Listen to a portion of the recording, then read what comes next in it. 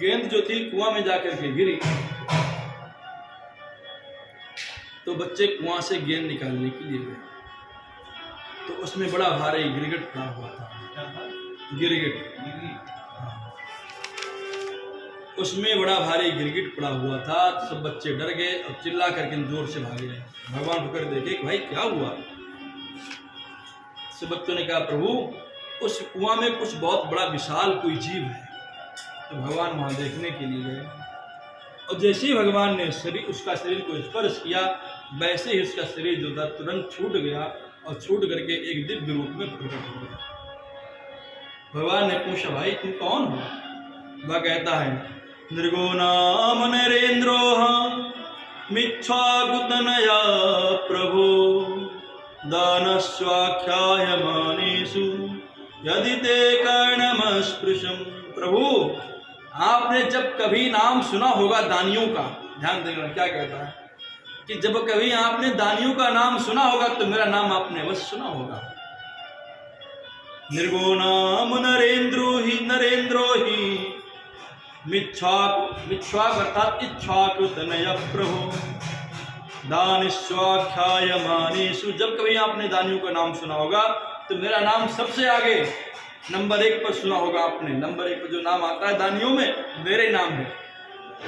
भगवान ने पूछा भाई तुमने ऐसा क्या दान कर दिया जो तुम्हारा नंबर 1 पर नाम आता है? उन्हें प्रभु क्या बताऊं, कोई आकाश के तारे गिन सकता है, पृथ्वी के कण गिन सकता है, लेकिन मेरे द्वारा की हुई गायों का दान कोई गिन नहीं सकता है। ये गाय जितनी पृथ्वी में कण हैं, जितने आकाश में तारे हैं, इनसे भी कई हजार गुना अधिक मैंने गायों का दान। भगवान ने कहा वाह बहुत सुंदर, लेकिन तुमने सारी गाय बूढ़ी दान की होंगी। ध्यान देना, तुमने सारी गाय बूढ़ी दान की होंगी, इसीलिए जो है तुम यहाँ कुएं में पड़े हो। भाई जिसने इतना दान किया वो कुआं में कैसे पड़ सकता है? प्रभु ऐसा नहीं है। पयस्विनी तरुणी शील रूपा गुणो प्रपन्ना कपिलाहे मृंगी नायार्जितारूपी खुरा शवश्चादकूल माला भरणम तदावाम। प्रभु आप कैसी बात कर रहे हो बूढ़ी गाय? पयस्विनी शील रूपा, मैंने कोई मरखई गाय या लात वाली गाय या कोई बूढ़ी गाय ऐसी दान नहीं की, या दूध ना देने वाली भांज गाय ऐसी दान नहीं की। पयस्विनी जो दूध देने वाली गाय। इतना ही नहीं,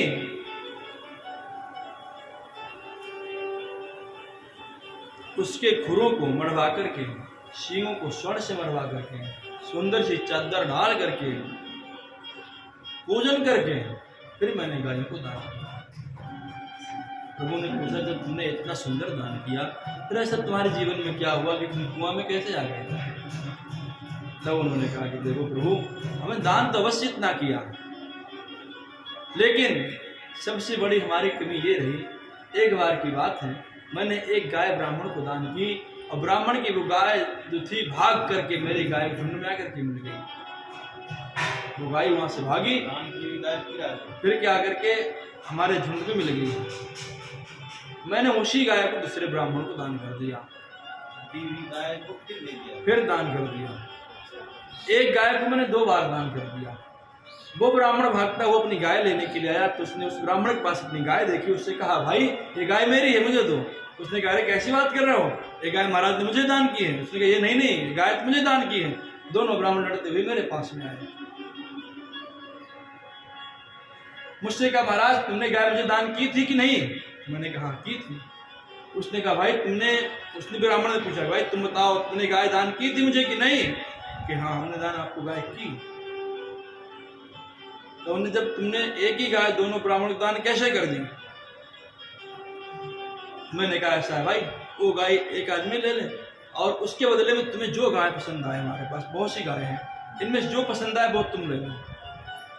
तो उस ब्राह्मण ने मना कर दिया। उससे मैंने कहा तो उसने भी मना कर दिया। अब ना वो ब्राह्मण गाय लेकर गया उस दान की हुई गाय को, ना वो लेकर के गया। दान की हुई गाय हमारे पास में आ गई और दोनों ब्राह्मण संतुष्ट होकर के चले गए। बस महाराज वही मैंने पाप किया था अपने जीवन में, वो पाप इतना भारी बना मुझसे पूछा गया, जब मैं संसार को छोड़ा और ऊपर गया, मुझसे पूछा गया भाई तुमने बहुत पुण्य कर्म किया, अब तुम ही बताओ स्वर्ग चाहते हो कि नरक चाहते हो। तो हमने पूछा भाई मैंने पाप कैसा कौन सा कर दिया कि तुमने एक गाय को 2 बार दान किया, तुमने यही पाप किया।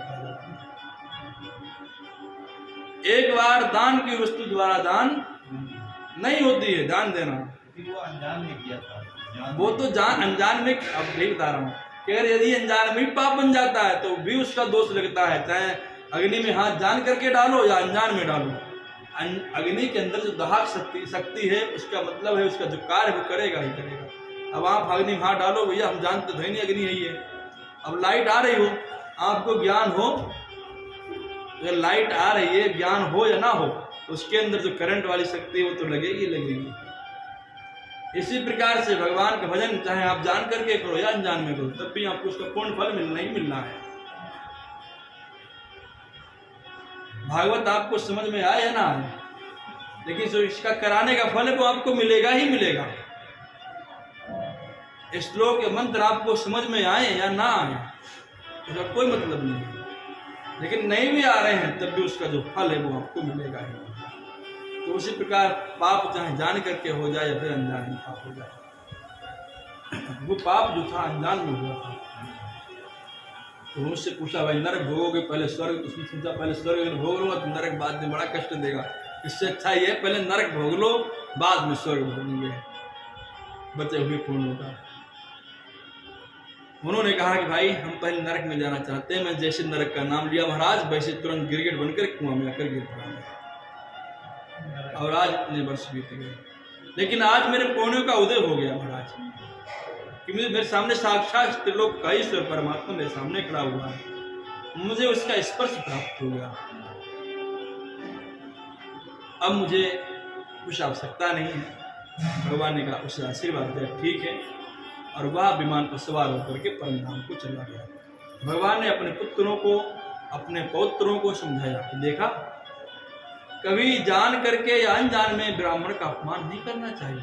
यदि उसका जान करके या अनजान में भी अपने ब्राह्मण का अपमान किया तो जो नृग का हाल हुआ बस वही हाल होना है। बोले गोविंद भगवान की।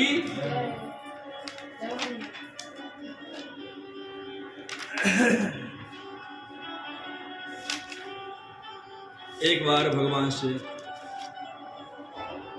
भगवान का एक नाम है दीनबंधु, दीनबंधु, दीनानाथ, भगवान का नाम है दीनबंधु। भगवान का जो नित्य की दिनचर्या है, प्रातःकाल भगवान ब्रह्म मुहूर्त में देखते हैं, ब्रह्म मुहूर्त में ध्यान देखना,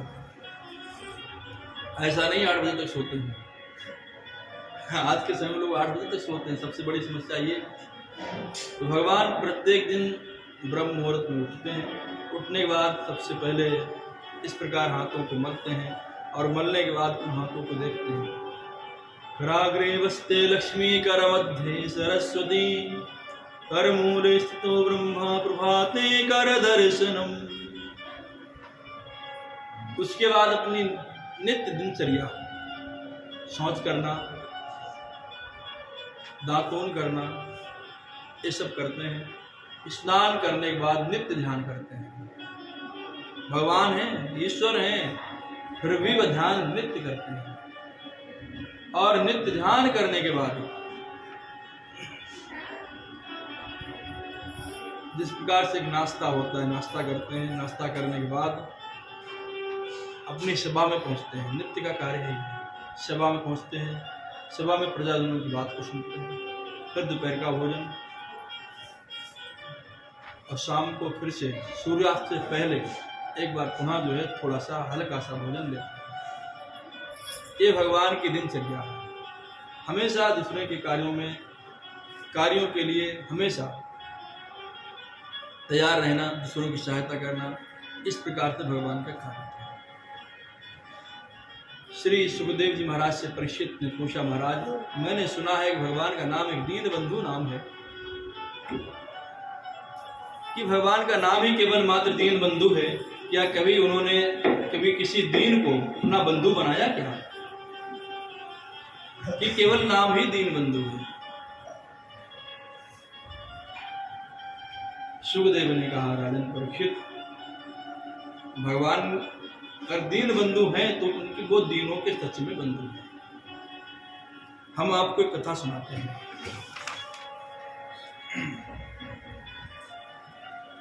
कृष्णस्यासी सखा कश्चित् ब्राह्मणो ब्रह्मवित्तमा विरक्त इंद्रियार्थेषु प्रसन्नात्मा जितेन्द्रियः। सच बात यह है कि भगवान जो है दीन के बंधु हैं, तो दीन बंधु हैं, वो दीनों के बंधु हैं। एक बहुत दीन ब्राह्मण था जिसका नाम था सुदामा।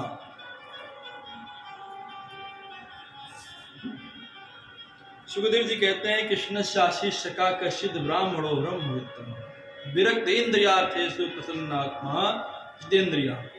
वह ब्राह्मण भगवान का परम मित्र था और उसके पास वो बहुत धनी था।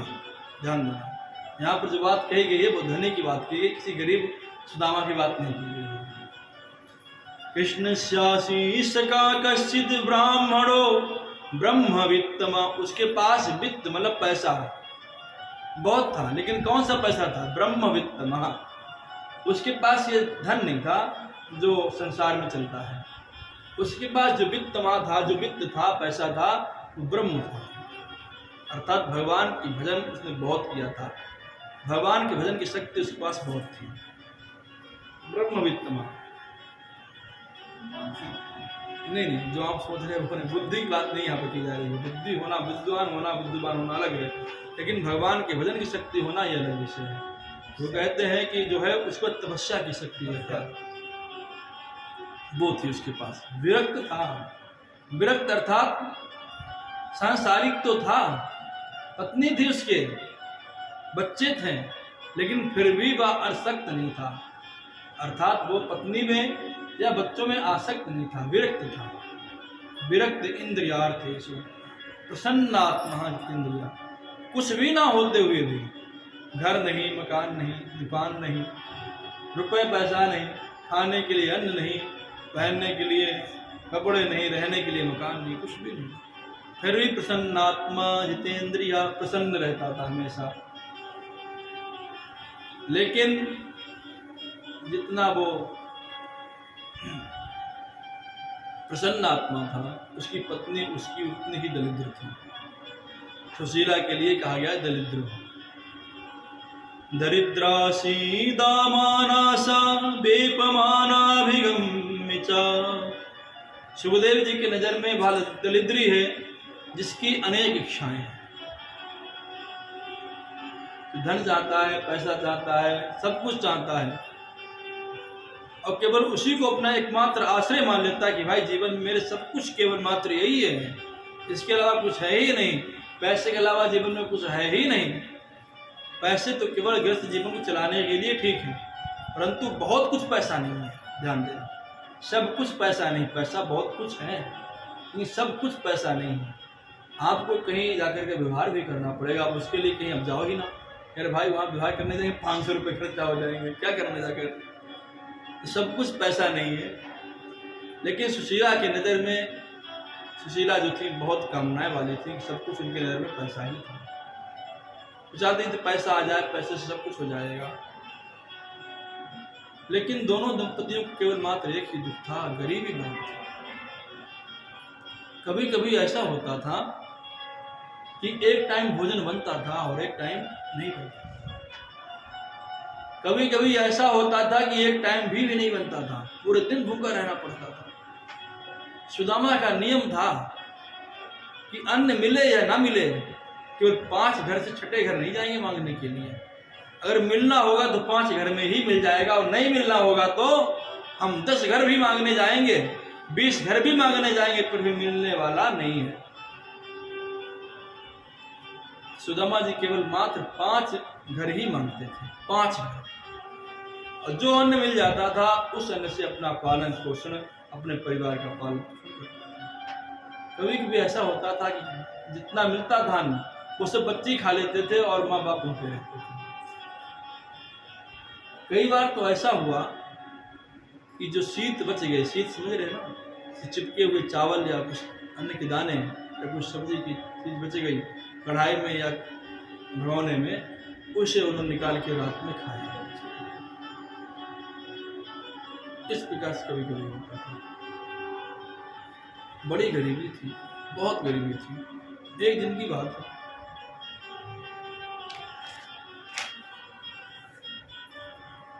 जो साड़ी पहनती थी सुशीला, वो साड़ी भी साबुत नहीं थी, उसमें भी अनगिनती छेद थे। बार बार सिल सिल करके कि इस कपड़े को फाड़ के उस कपड़े लगा लिया, छेद में लगा लिया, तो इसे सिल करके इस प्रकार अपना शरीर पर ढकती थी। सुदामा जी की धोती में तो पता ही नहीं कितने छेद थे, मतलब पहनने के लिए वस्त्र नहीं थे। बच्चे तो ऐसे ही रहते थे बिना वस्त्रों के। एक बार की बात है, सुदामा के यहाँ कुछ संत लोग मांगने के लिए आए। संतों ने कहा बेटी कुछ लेकर के आओ। सुशीला ने कहा महाराज क्या लेकर के आए, हमारे पास तो कुछ है ही नहीं, जो भी पड़ा हुआ नहीं कुछ है, अपने घर की मिट्टी ला करके मेरी झोली में डाल दो।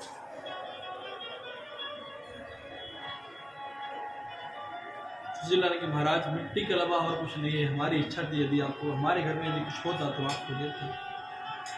बेटी तुम एक बात जानती नहीं जानती है क्या, तुम्हारे पति के मित्र श्री कृष्ण हैं, जिसको द्वारिकाधीश। सुशीला ने कहा कि वो तो मुझे कई बार बताया, लेकिन मैंने कभी इतना गौर नहीं किया। उन्हें तो फिर इस वक्त द्वारिकाधीश का तो प्रभाव पूरे संसार पर है, पूरी पृथ्वी पर है। अगर वो एक बार अपने मित्र से मिलने चले जाएं तो हो सकता है जन्मों जन्मांतर की इनकी गरीबी दूर हो जाए। सुशीला के बाद विचार में आ गई, ठीक है आज शाम को आने दो। शाम को सुदामा जी जिस प्रकार आए वैसे ही सुशीला ने कही महाराज आज तक बड़ी पतिव्रता है, ध्यान सुशीला बड़ी पतिव्रता है, कामनाएं अवश्य अधिक हैं, लेकिन पति के लिए बहुत पतिव्रता है। आज कहा सुशीला ने की देवी, सुशीला ने कहा पति स्वामी मैंने सुना है कि आपने भी कई बार कहा है और मैंने सुना भी है कि आपके मित्र द्वारिकाधीश है, तो क्या कभी तुम्हारे अंदर ये इच्छा नहीं होती कि तुम अपने मित्र से मिलकर के आओ। सुदामा ने कहा रे पगली मेरी इच्छा तो रोज ही होती है कि मैं अपने मित्र से मिलकर के आऊं, लेकिन आज वो बचपन का मेरा मित्र है। जब हम दोनों लोग संदीपनी मुनि के यहाँ पढ़ाई करते थे तब हमारी उसकी मित्रता हुई थी, संदीपनी मुनि आश्रम पर। तो आज तो बहुत साल बीत गए, अब तो वो द्वारिकाधीश बन गया है, अब तो वो मुझे पहचानेगा भी नहीं। अगर हम जाएंगे उसके पास तो मुझे पहचानेगा भी नहीं। अरे हम कहाँ घर घर मांगने वाले, वो कहाँ द्वारिकाधीश जिसका प्रभाव पूरे संसार पर है। ने एक बार मिलने तो जाओ, हो सकता पहचान ले आपको। अरे आज तुम्हारा मित्र इतनी ऊंचाइयों पर है, तुम्हें तो खुशी होनी चाहिए और जाकर के बधाई देनी चाहिए कि देखो मित्र तुम आज इतने ऊंचे पहुंच गए। सुदामा ने कहा तू अगली मन तो वैसे मेरा रोज करता रहता है उससे मिलने का, लेकिन क्या करूं आज तू कह रही है ना, तेरा मेरा मन और ज्यादा कर रहा है कि आज अपने मित्र से मिल करके आऊं, लेकिन जाऊं कैसे? ना तो मैं द्वारिका का रिश्ता जानता हूं कि द्वारिका जाएंगे कैसे, और जब मित्र से मिलने जाते हैं तो कुछ ना कुछ लेके भेंट में जाते हैं। कभी किसी के यहाँ जाओ तो खाली हाथ मत जाओ, ध्यान दो। अगर मंदिर में भी जाओ तो 2-4 फूल भरे रख लो पास में, कभी किसी के यहाँ खाली हाथ नहीं जाना चाहिए। सुदामा जी ने यही बात कही अपनी पत्नी से कि देवी जाओ तो, लेकिन मित्र से मिलने जाओ तो कुछ लेके जाना चाहिए। हमारे पास तो ऐसा कुछ है भी नहीं जो हम उसके लिए लेके जाएं। उन्हें बहुत तुम चिंता मत करो, वो मैं व्यवस्था करूंगा। और सुशीला दौड़ती हुई 4 घरों में गई। 4 घरों में 4 मुट्ठी चावल 4 प्रकार के। ध्यान देना, हर घर में चावल अलग अलग प्रकार के बनते हैं, एक प्रकार के चावल नहीं होते। किसी के यहाँ कनकी वाले चावल होंगे, किसी के यहाँ साबुत चावल होंगे, किसी के यहाँ आधे टूटे हुए चावल होंगे, किसी के यहाँ मोटा वाला चावल होगा। इस प्रकार चावल सबके घर अलग अलग होते हैं।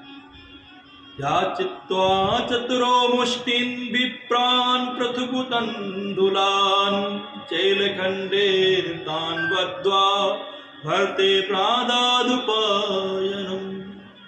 4 मुट्ठी चावल लेकर के आई और 4 मुट्ठी चावल लाकर के उसने 4 प्रकार के चावलों को एक पोटली में बंद किया। अब पोटली वो कैसे बनाई? उसने अपनी साड़ी फाड़ी, साड़ी के कई परतें उसने रखी, क्योंकि साड़ी में इतने छेद थे चावल रुक ही नहीं सकते थे। तो उसने एक बार परत साड़ी की, फिर दोबारा परता, फिर इसका परत, कई परतों के अंदर से चावल इतने हैं, पोटली इतनी बड़ी बन गई है।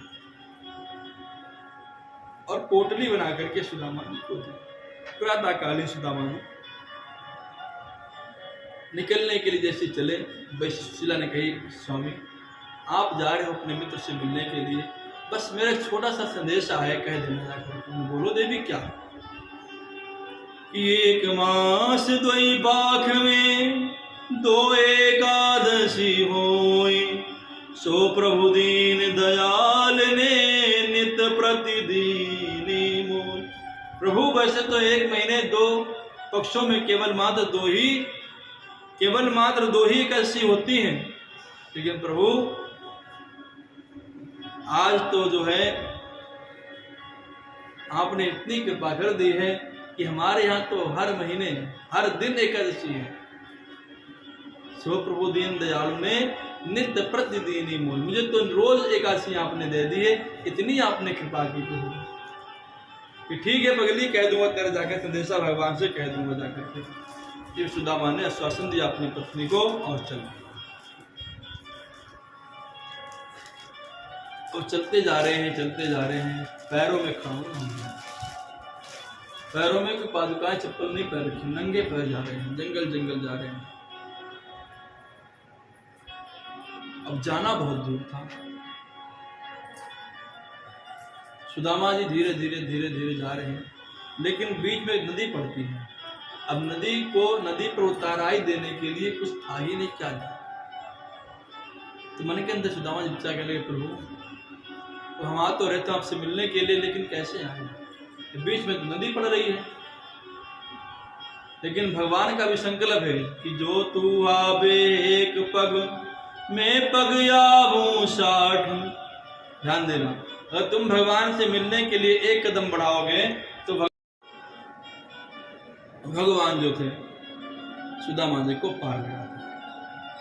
सुदामा जी चलते जा रहे हैं, पैरों में कई कांटे लग गए, हफले पड़ गए, तो बार मिट्टी भी लगती जा रही है, उनमें कंकड़ लग रहे हैं। सुदामा जी चलते चले जा रहे हैं। मन किया चलो विश्राम कर लेते हैं। एक वृक्ष के नीचे उन्होंने विश्राम किया।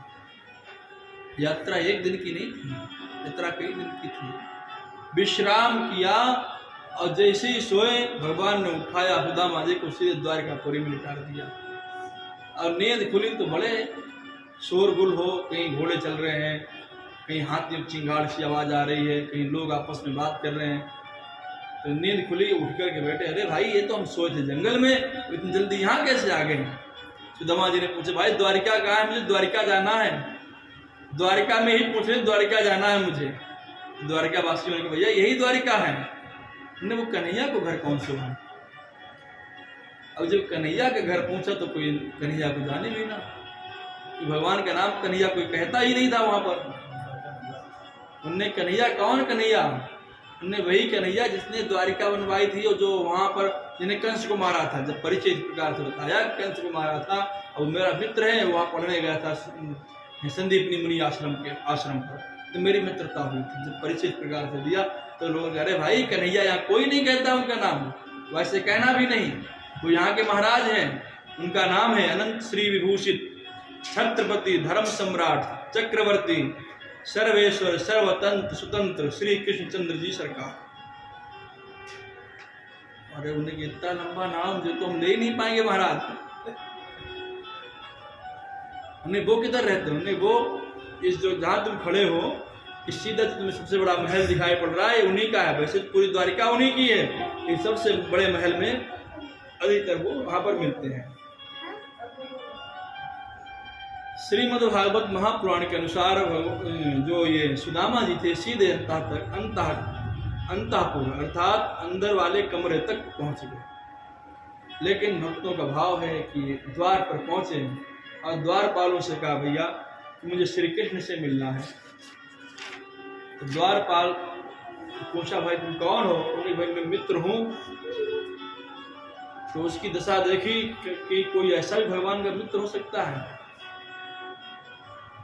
शीश पगान झगातन पे प्रभु जाने को आहि बसी के ही ग्राम। हो सकता है भगवान की विभूतियां अलग अलग हैं।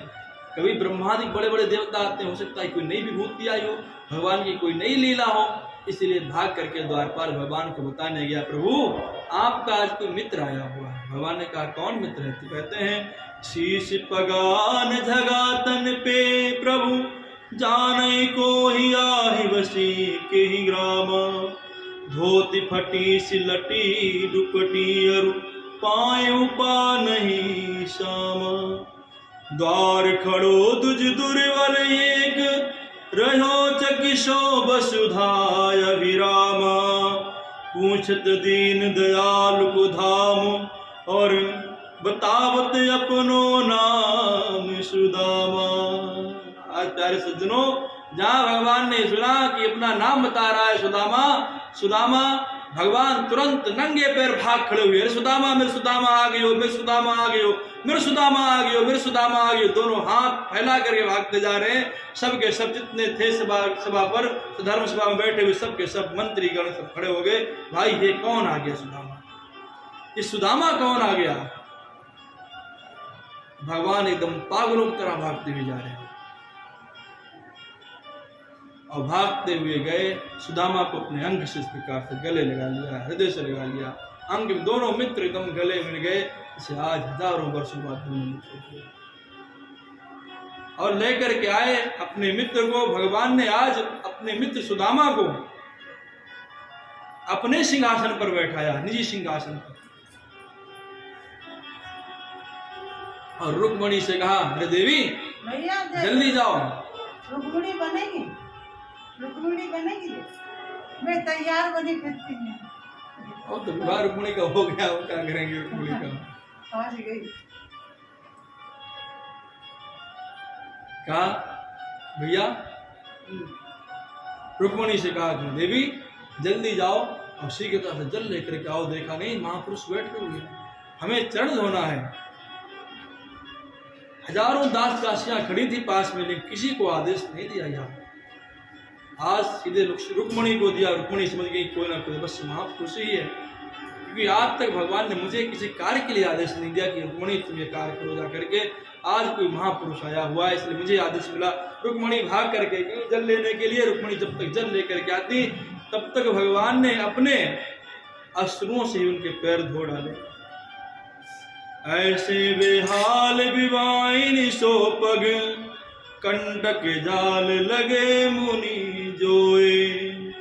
हाय महादुख पायो सखा तुम आए हिते ना कितने दिन कोए। देख सुदामा की दीन दशा करूं ना निधि करुणा करी रोए। पानी परात को हाथ छुओ नहीं नैनन के जल सो पग धोए। पानी को परात हाथ छुओ नहीं नैनन सो के जल पग धोए। भगवान इतने भावुक हो गए, इतने रोने लगे हाथों से। जब भगवान ने जब उनके चरणों के नीचे तलवे में हाथ लगाया, देखा कि अरे इसमें अनेक कंकड़ गड़े हुए हैं, अनेक प्रकार के कांटे लगे हुए हैं, बड़ी बड़ी बीमारी फटी हुई हैं, आंखों से अश्रु बहने लगे। सुदामा तू इतनी गरीबी मेरे से दूर रहते हुए झेलता रहा, तू आया क्यों नहीं आज तक? तेरे मित्र का द्वार हमेशा तेरे लिए खुला हुआ था, तू आया क्यों नहीं? इतना कह के भगवान जोर जोर से फक फक कर रोने लगे और जो अश्रु उनकी आंखों से गिर रहे थे सुदामा के चरणों के बार बार पूरे चरण उन्होंने अपने सुदामा मित्र के अपने आंखों के अश्रुओं से धो डाले। जब तक वो जल लेकर के आती रुक्मिणी, जब जल लेकर के आई, उन्हें की कोई बात नहीं देवी, जल वापस ले जाओ, जो जल ये रखा हुआ है तो पूरे जो है अपने यहाँ छिड़क दो। भगवान ने सबसे पहले जल अपने ऊपर छिड़का, उसके बाद कहा कि पूरे द्वारका में छिड़कवा दो। इस प्रकार से दोनों मित्र आपस में बैठे। भगवान सुदामा को अपने अंतःपुर अर्थात अपने निजी कमरे में लेकर के गए। सुदामा जी से कहा कि भैया अब तुम जो है दैनिक दिनचर्या कर लो, उसके बाद आराम से आप विश्राम। सुदामा ने दिनचर्या की, सारी थकावट दूर हो गई, विश्राम किया। विश्राम करने के बाद जो था भगवान ने सुंदर सा उनको भोजन कराकर विश्राम कराया। विश्राम की जब थकावट दूर हुई तब भगवान आए, बोले मित्र अब बताओ कि शादी आदि भई है कि ना है? सुदामा ने कहा अरे भैया शादी है गई है और शादी के बाद 4 बच्चे भी है गए हैं। अब तू बता मित्र तेरी शादी आदि भई है कि ना है? भगवान ने कहा वो तो मैं बाद बताऊंगा, तुझे बता पहले भाभी ने भेजो का है मेरे लिए। तब सुदामा ने अपनी जो पोटली थी जो बगल में द्वार रखी थी बड़ा छिपा करके ऐसे करके और दवाई किसकी पोटली जो उन्हें छिपा कर रखी फिर से पुनः रख ली थी और फिर से दवाई किसके कि ऐसा हो कि पोटली छीन ले। अरे भैया जगह ठाट लो, देखो कितने बड़े बड़े हैं, बड़े बड़े दास दासी, इसके सामने बड़े बड़े लोग बैठते नहीं हैं। ये ठाट तो बहुत गजब के हैं, तो हमारे टूटे हुए चावल इसे कैसे भेंट कर दें। तुरंत पोटली छिपाने लगे और दीवाने लगे पोटली को। भगवान समझ गए कुछ ना कुछ जरूर छिपा रहे हो तुम, भैया तो छिपा रहे हो। भगवान ने कहा चिंता मत करो, हम ले लेंगे जो तुम छिपा रहे हो। भगवान ने एकदम अचानक वहां पकड़ी, ऊपर खींच दी, सोई पोटली जो थी नीचे बगल से गिर पड़ी। तुरंत पोटली भगवान ने उठाई, खोलने लगे। कई बार झपट्टा मार के सुदामा जी छीनना चाहे लेकिन छीन नहीं पाया भगवान से। सुदामा जी कहते कन्हैया तेरो आज भी स्वभाव गयो नाए है, तेरे बचपना का स्वभाव छीनन वालों बंदर वालों स्वभाव आज भी ना गए हैं। भैया तेरो कौन स्वभाव से लो गए हो? तूने पहले जो चना चुरा के खाए ले थे, अब तुझे अकेले अकेले भावे भेजो वो प्रसाद खोया है तुम। अब जो था उन्होंने छीन लिया। भगवान ने छीन के पोटली खोलने लगे। अब पोटली खोल करके उसमें चावल निकाले और चावल देखे भगवान ने। अब चावल जो थे अपने मुंह में डालना प्रारंभ कर दिया। पहले तो एक मुट्ठी डाला, फिर दूसरी मुट्ठी डाली और तीसरी मुट्ठी भरी थी। तुरंत जो था रुक्मणी ने हाथ पकड़ लिया, प्रभु ये महापुरुष का प्रसाद है, क्या आप अकेले अकेले सब लोग अकेले अकेले आप खा लेंगे? ये हम सब बच्चों को नहीं देंगे? भगवान ने कहा ठीक है प्रसाद ले जाओ, सबको बंटवा देना। कुछ लोग कहते हैं कि पहली मुट्ठी डाली सुदामा को 1 लोग, दूसरी मुट्ठी डाली 2 लोग, अब तीसरा देने जा रहे थे। मैया रुक्मणी ने कहा कि भाई सभी भगवान सभी सुदामा ही दे दोगे, खुद सुदामा बन जाओगे आगे चल के क्या? सिर्फ 1 लोग तो अपने पास कम से कम तो रखिए लो। तो इसलिए जो है सुदामा जी भगवान ने 2 मुट्ठी चावल खाए। सुदामा ने पूछी भैया अब तुझे बता तेरी शादी आदि भई है कि ना भाई? भगवान ने कहा हाँ अब तुमने सही पूछा, शादी है गई है मेरी। और तुम सबन के आशीर्वाद से ब्राह्मणन के आशीर्वाद से बच्चे हैं और बच्चों के बाद पोते भी हो गए हैं हमारे। तो अच्छा तू बाबा तक बन गए हो? है हमने कहा हाँ बाबा तक बन गए हैं। तो उन्हें मिलायो ना आज अपनी पत्नी से मिलायो ना, कौन है? तुरंत रुक्मणी से कहा देवी पैर छुओ, महापुरुष है। तुरंत रुक्मणी ने पैर छुए, आशीर्वाद दिया, कल्याण हो, आशीर्वाद, पुत्रवान भव, सौभाग्यवती भव, अनेक अनेक आशीर्वाद दिए। और कहा कि जाओ सबको बुलवा लगा दो कि महापुरुष आए हैं, सब लोग पैर छूने के लिए आए। दूसरे नंबर पर जामवती आई पैर छूने के लिए। जामवती ने पैर छुए, उनको आशीर्वाद दिया, सौभाग्यवती भव, पुत्रवान भव, कल्याण हो, कल्याण भव। इस प्रकार से उनको भी अनेक आशीर्वाद दिए। जामवती के बाद सत्यभामा आई, उनके पैर छुए। अरे कन्हैया तेरे तो बड़े ठाठ हैं, तेने तो दो शादी कर रखी, उन दो नहीं, इनको भी आशीर्वाद दो महाराज। तीसरी पैर छुए, उन्हें आशीर्वाद देखी, तेरी पत्नी है? हाँ हाँ। चौथी आई, महाराज कन्हैया ये भी तेरी पत्नी है? कहा हाँ हाँ जय महाराज, जय भैया मेरी पत्नी है। उसको को आशीर्वाद दिया, कल्याण हो, पुत्रवान भव, विद्यावान भव, सौभाग्यवती भव, आरोग्यवान भव, अनेक उसे आशीर्वाद दिए। इसे 6, 7, 8 नंबर तक तो आशीर्वाद ठीक चलता रहा। फिर धीरे धीरे लाइन देखी उन्होंने, बड़ी लंबी लाइन लगी है, 10-5 गुजरी तो कन्हैया तेने कितनी शादी कर रखी है? फिर धीरे धीरे धीरे धीरे आशीर्वाद सुदामा जी ने छोटा कर दिया अपना, खाली सौभाग्यवती भव, सौभाग्यवती भव, सौभाग्यवती भव। जब 150, 500, 1000 गुजरी, कन्हैया तेने कितनी शादी कर रखी बताएगो कि ना? नहीं महाराज जितनी आती है सबको आशीर्वाद देते जाओ, सब अपनी पत्नी है ये। अच्छा अब जो 1000, 2000 गुजरी तो उनके भावो भावो भावो, अब सौभाग्यवती भव भी बंद हो गया, पहले की भावो भावो भावो। जब 5-6 हजार गुजरने के बाद सुदामा जी बोले भैया कन्हैया अब तेरी लीला तू ही जाने, मैं तो ना जानूं। तू ऐसा कर, तू सबको स्वामी है, पति है, और सब तेरी ये पत्नियां हैं, तू मुझसे अकेले आशीर्वाद ले ले, सबको आशीर्वाद मिल जाओगे। भैया सबको आशीर्वाद मैं ना दे पाऊंगा, सबको आशीर्वाद जो है मैं ना दे पाऊंगा, अब तू ही आशीर्वाद ले ले। सो सुदामा जी के चरणों में भगवान कृष्ण जी गिर पड़े, चरण स्पर्श किए, प्रणाम किया। सुदामा जी ने इकट्ठा आशीर्वाद कृष्ण को दे दिया। तो भगवान को जो आज आशीर्वाद दे रहा, ध्यान रखना, वो क्या कभी गरीब हो सकता है? लोग गरीब सुदामा की कहानी सुनाते हैं आपको, ये गरीब सुदामा की कहानी नहीं है, बहुत अमीर सुदामा की कहानी है, जिसके चरणों में साक्षात त्रैलोक्य का ईश्वर पड़ा हुआ हो, वो आशीर्वाद की कामना कर रहा हो, क्या वो गरीब हो सकता है? सुदामा जी ने आज भगवान को आशीर्वाद दिया, तो ब्राह्मण सामान्य नहीं होता है। यही बात कौटिल्य ने भी कही थी, चाणक्य जी ने। सुदामा जी ने आशीर्वाद दिया कन्हैया को, 2 दिन रुके, फिर बोले कन्हैया भैया अब मैं तो चलूंगा, लेकिन तेरे भाभी को संदेशा थो कि 1 मास 2 पाख में 2 एकादशी होय, सो प्रभु दीन दयालु ने नित प्रतिदिन। 1 महीने 2 पक्षों में केवल मात्र 2 द्वादशी होती हैं प्रभु, लेकिन आपने तो मुझे नित्य दे रखी है एकादशी, आपकी बड़ी कृपा है।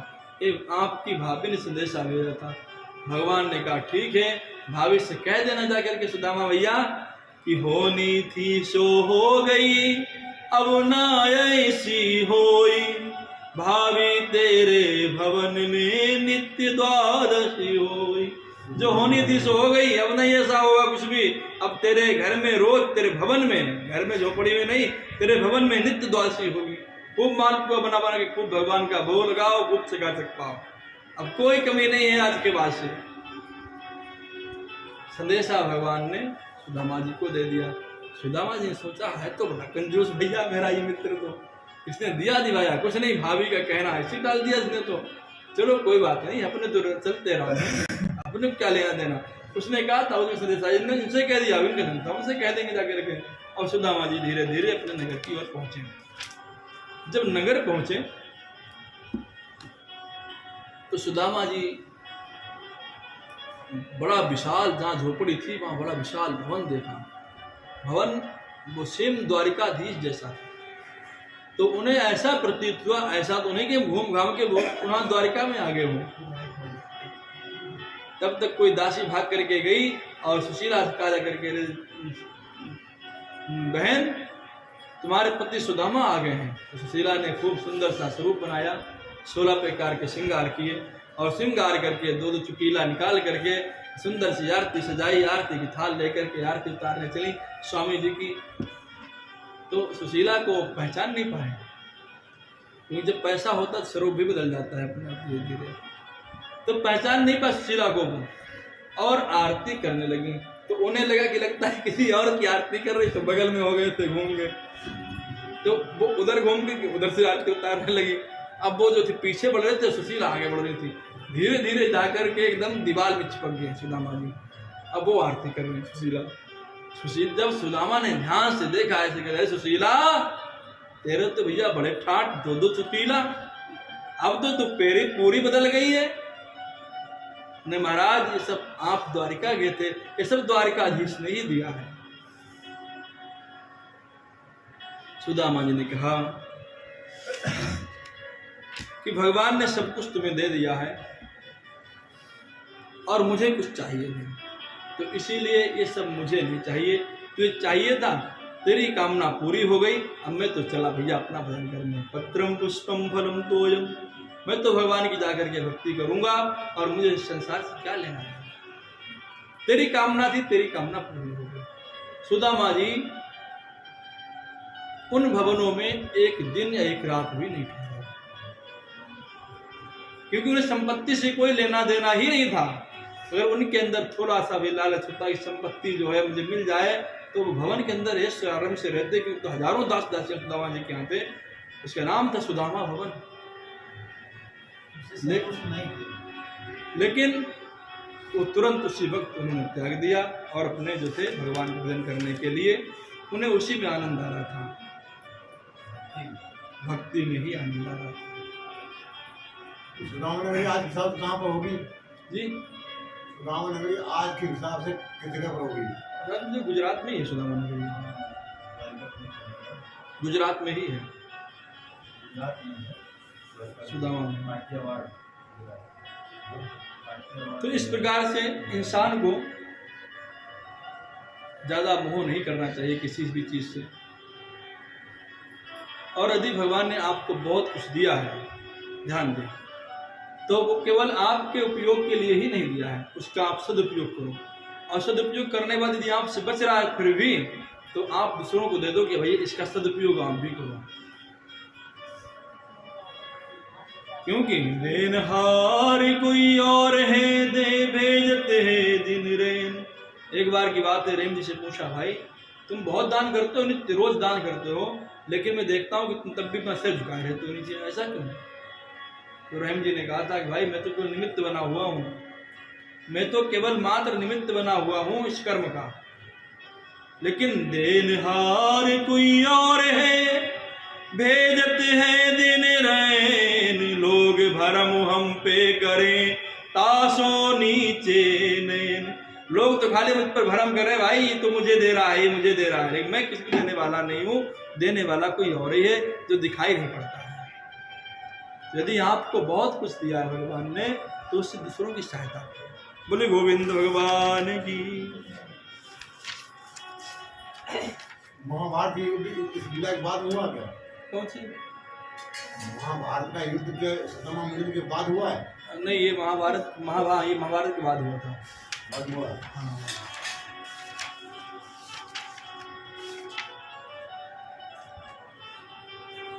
इस प्रकार भगवान ने एक दिन को भी अपना बंधु बनाया था।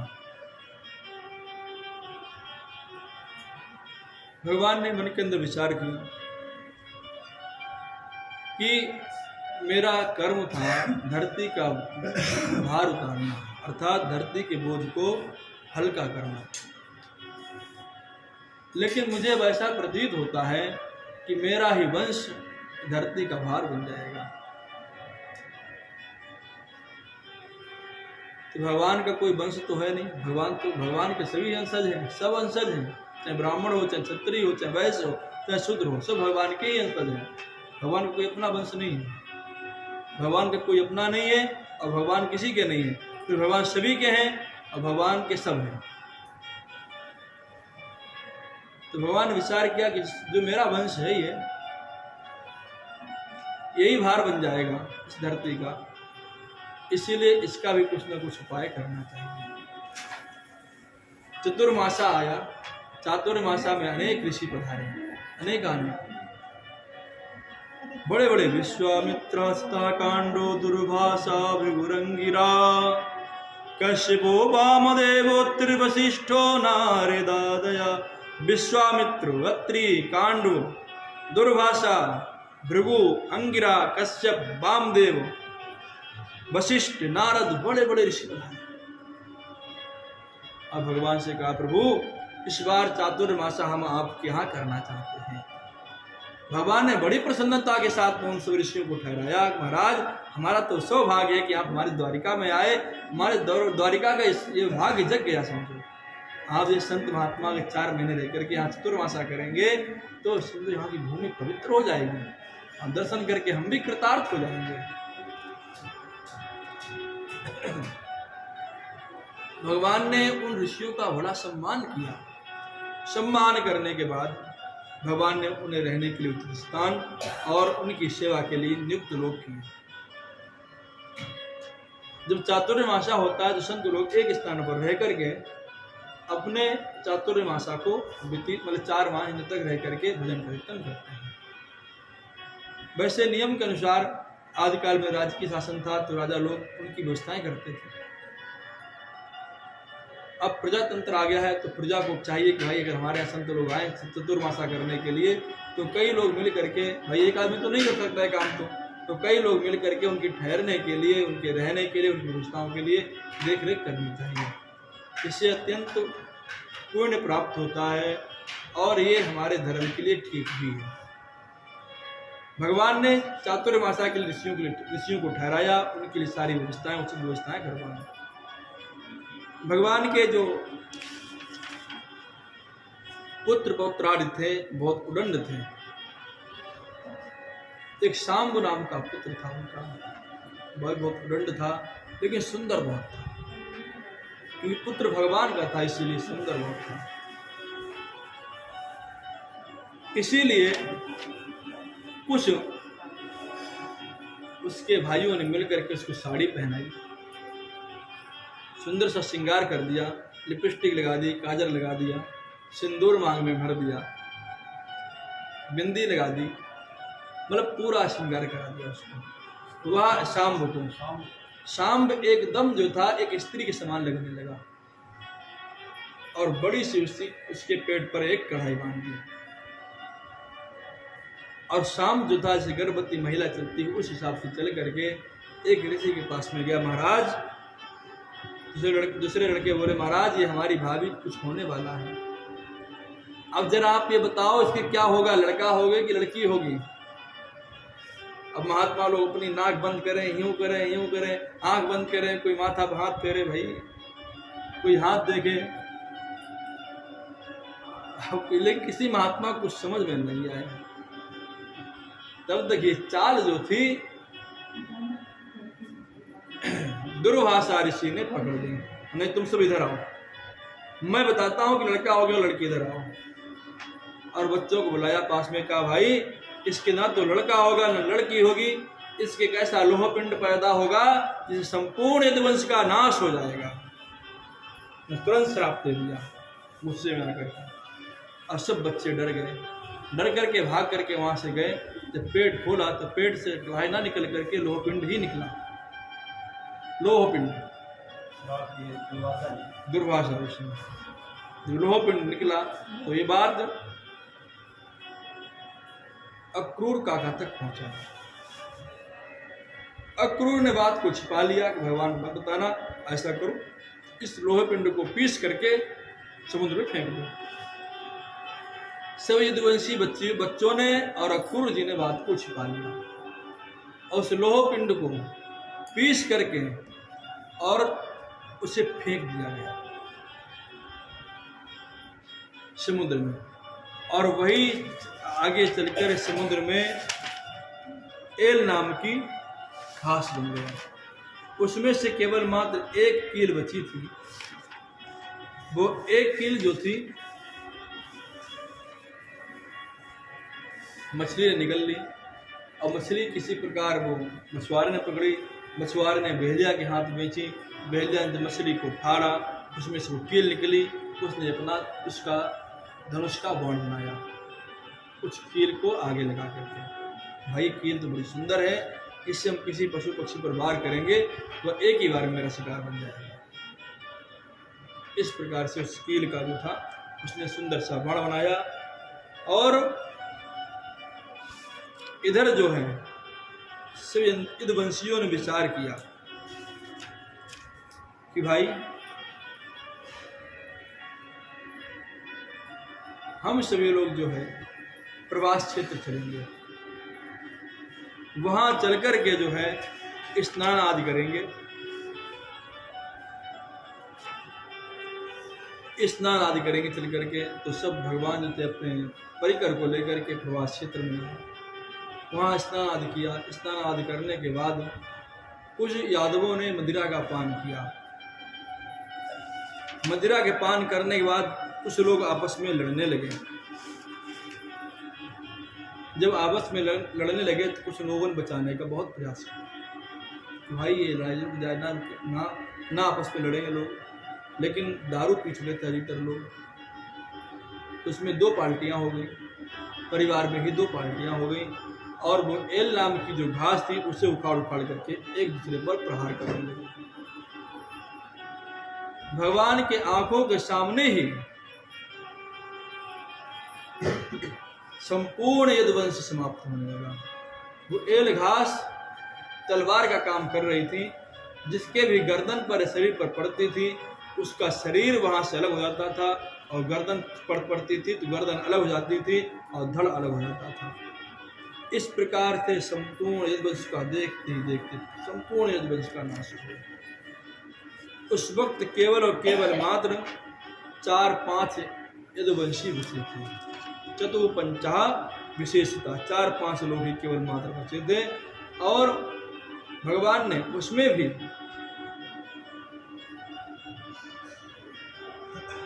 उद्धव जैसे लोगों को उन्होंने उपदेश दिया और बद्रीनाथ के लिए भेज दिया था। कुछ लोग बचे, उनके द्वारा पुनः परंपरा ये यदुवंश की परंपरा प्रारंभ हुई। ध्यान देना, भगवान दुखी होकर के एक पेड़ के नीचे लेटे हुए थे। भगवान सोच रहे थे मन के अंदर कि भाई अब हमने जो है संपूर्ण पृथ्वी का भार हल्का कर दिया है, क्योंकि जब व्यक्ति को अपने कार्यों से निवृत्ति मिल जाए फिर उसे ज्यादा माया मोह नहीं करना किसी भी चीज से। भगवान भी वही विचार कर रहे थे कि हमने सारी लीलाओं को पूरा कर दिया, अब मुझे इस संसार को मेरी कोई आवश्यकता नहीं। अब आने वाला जो युग है वह कलयुग है, कलयुग में पुनः अवतार होगा, लेकिन मुझे अभी इस वक्त अपनी लीलाओं का संवरण करना पड़ेगा। भगवान ने कहा, अर्जुन से कहा उस वक्त कि अर्जुन, जब मैं संसार को छोड़ करके चला जाऊं तो यहां से लोगों को, जो मेरी पत्नियां हैं, इनको लेकर के यहां से तुम चले जाना।